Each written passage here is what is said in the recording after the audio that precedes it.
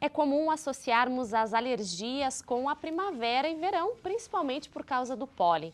Mas no inverno, elas também aparecem e se manifestam através de rinite, conjuntivite e até mesmo asma.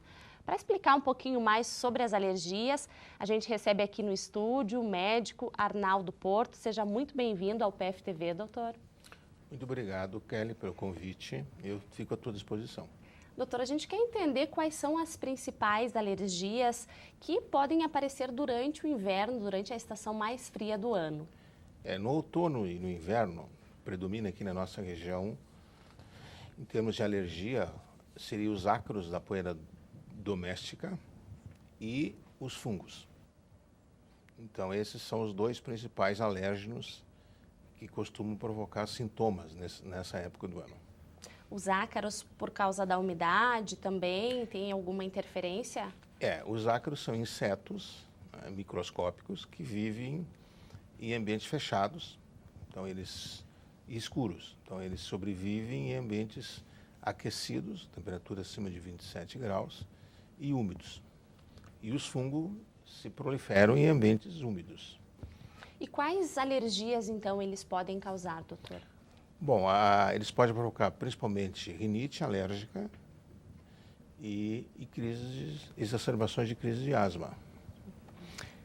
E eles são os fatores alérgicos, né? Porque uma vez que a doença se instalou, no caso a asma, a pessoa pode ter crise não só pela exposição a esses alérgenos. Ela pode ter crise quando muda a temperatura, quando o ar é frio, quando tem queda brusca de temperatura, mais do que 10 graus.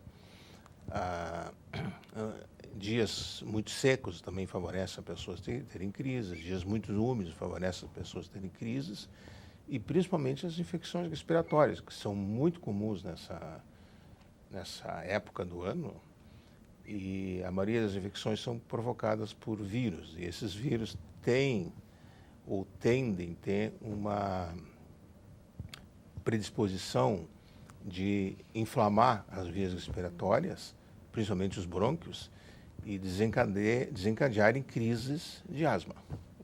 A asma seria a pior complicação, então, doutor? Não, a asma é uma doença, se considera hoje ela é uma síndrome, existem vários tipos de asma, e que as pessoas normalmente têm uma herança, uma tendência hereditária de ter familiares que tenham tido a asma. E a rinite é a mesma coisa, ela é uma doença também hereditária, que tem histórico familiar e que tem uma tendência nesse grupo de pessoas a gente desenvolver essas doenças. E daí, conforme o meio, então, pode se desenvolver então as crises. Dependendo do grau de asma dele, do controle da asma, porque a asma é uma doença inflamatória. Então, existe uma inflamação crônica dos brônquios. Então, se a pessoa tem que tratar, é a inflamação. Então, dependendo do grau que ela tem de inflamação no brônquio, ela fica mais susceptível a ter mais ou menos crises nessa época do ano. Doutor, quais são as suas dicas, então, para evitar a alergia e quando que a pessoa deve ficar atento, quais os sintomas, então, para buscar ajuda médica?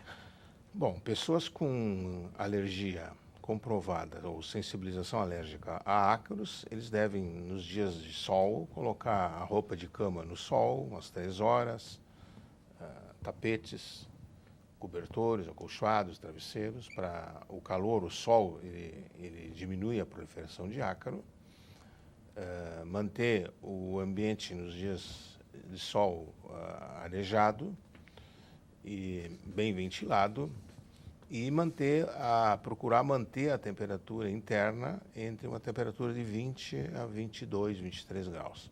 Isso também dificulta a proliferação desses ácaros e mesmo do mofo. Caso tiver situações onde tem mofo visível, né, tipo banheiro, como box, ou então quarto, aí tem que se fazer uma higienização com hipoclorito de sódio para diminuir, digamos, a quantidade de mofo daquele ambiente ali. O indivíduo que é alérgico tem que manter a casa bem seca, dentro do possível. E quando buscar ajuda médica, doutor? Quais os sintomas de alerta? Bom, o sintoma de alerta, no caso de asma, é ele ter a necessidade de estar usando muito o broncodilatador, muito seguido e sem resposta, né?